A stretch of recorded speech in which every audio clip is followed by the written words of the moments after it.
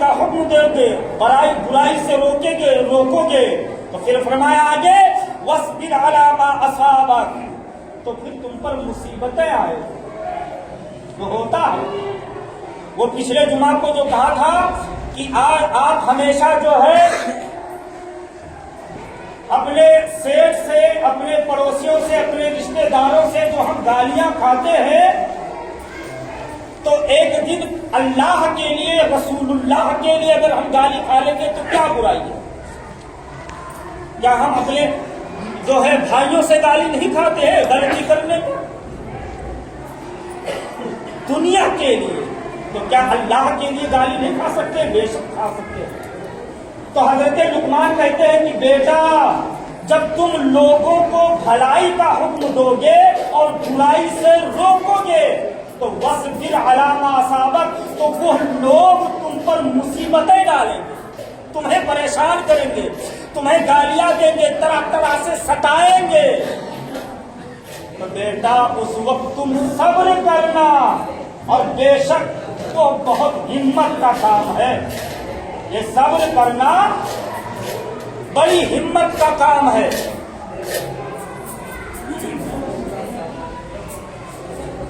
تو پہلی بات بتائی کہ شرک مت کرنا، پھر گناہ مت کرنا، پھر فرمایا کہ نماز قائم کرتے رہنا، لوگوں کو بھلائی کا حکم دینا، برائی سے روکنا.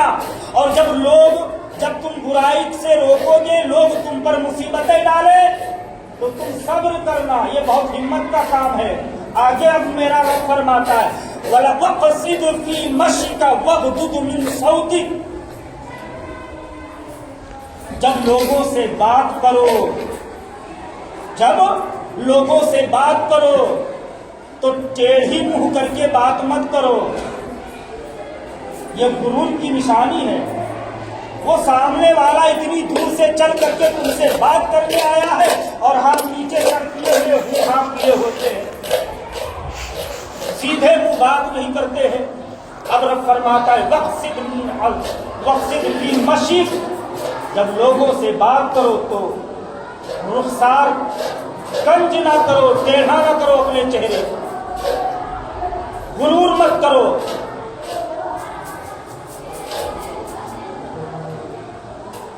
وَاقْصِدْ فِي مَشْيِكَ وَاغْضُضْ مِنْ صَوْتِكَ، اور جب لوگوں سے بات کرو تو نرمی سے بات کیا کرو.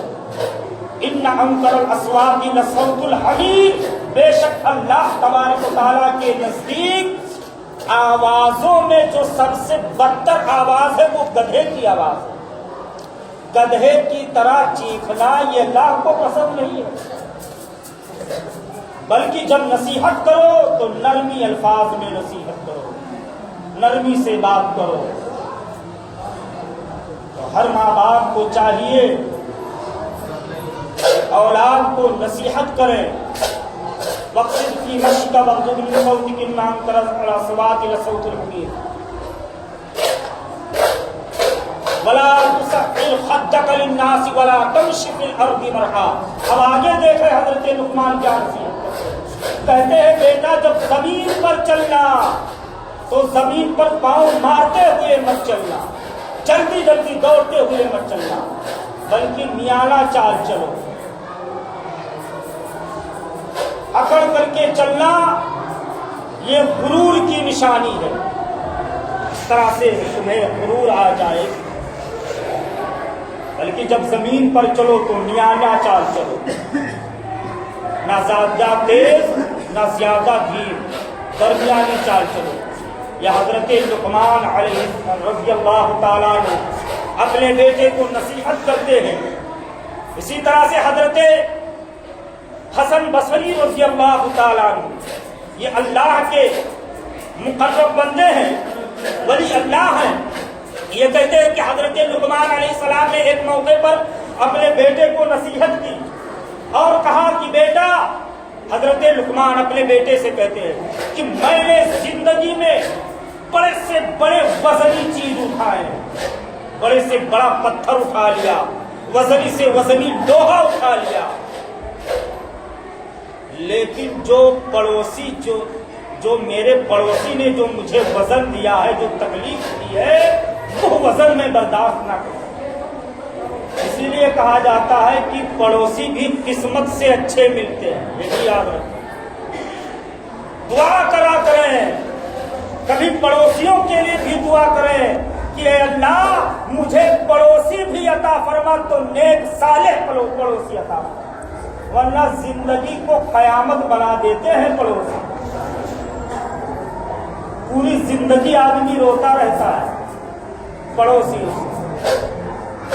یہ پڑوسی بہت خطرناک ہوتے ہیں، بڑی مصیبتیں لاتے ہیں۔ یہ تمہیں ذرہ برابر کامیاب دیکھے تو جلن شروع ہو جائے۔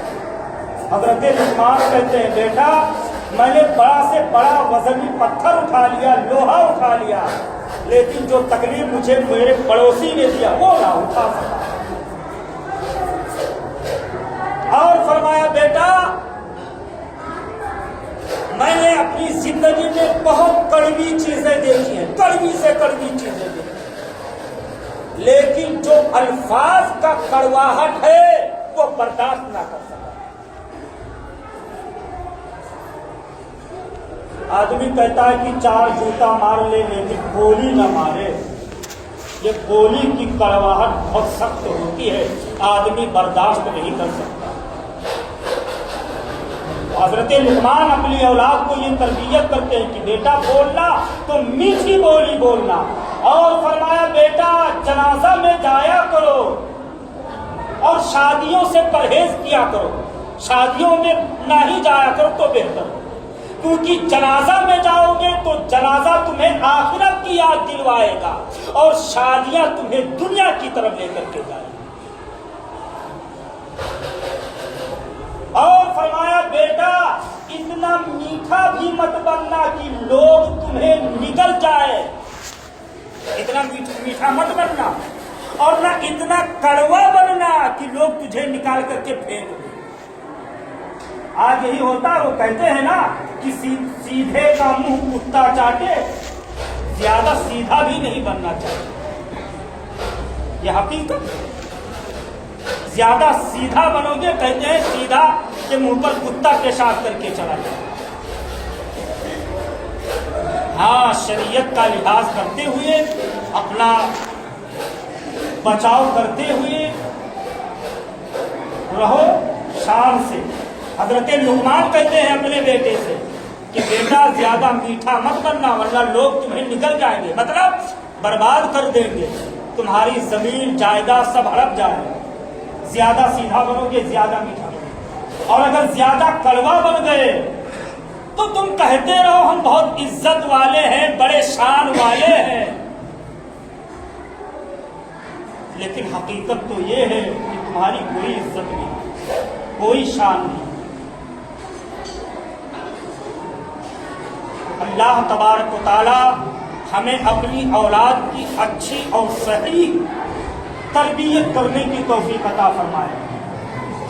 زیادہ تر وہ ماں باپ اس گمان میں رہتے ہیں کہ بیٹا ہی کا حق ہے سب مجھ پر، لیکن بھائی بیٹا بعد میں آیا ہے، وہ بعد میں سمجھدار ہوا ہے، پہلے تم باپ ہو، پہلے تم سمجھدار ہو، تم اپنے بیٹے کو اس لائق بناؤ کہ بیٹا بڑا ہو کر کے ہمیں آنکھ نہ دکھائے، دینی تعلیم حاصل کرواؤ، اسے دین کی باتیں سکھاؤ، صرف اپنی مصیبتوں کو مت صرف سمجھاؤ کہ بیٹا میں نے تیرے لیے یہ مصیبتیں اٹھائی ہیں، ساتھ ساتھ اپنے بیٹے کو اللہ اور اس کے رسول سے جوڑنے کا بھی تعلیم دو۔